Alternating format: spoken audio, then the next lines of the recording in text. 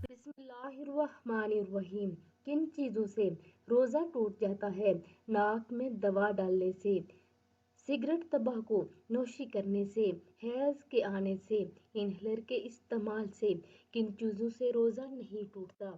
آنکھوں میں دوا ڈالنے سے، سرما لگانے سے، مسواک کرنے سے، خون دینے سے، خون ٹیسٹ کروانے سے، پرفیوم لگانے سے، انسولین لگوانے سے، بال کٹوانے سے، ناخن تراشنے سے، عطر لگانے سے، جسم پر تیل لگانے سے، سر پر تیل کی مالش کرنے سے، احتلام ہو جانے سے، نہانے سے، ڈراپ لگوانے سے، لپسٹک لگانے سے، باشرطے لپسٹک کے اجزاء منہ کے ذریعے حلق میں نہ جائیں۔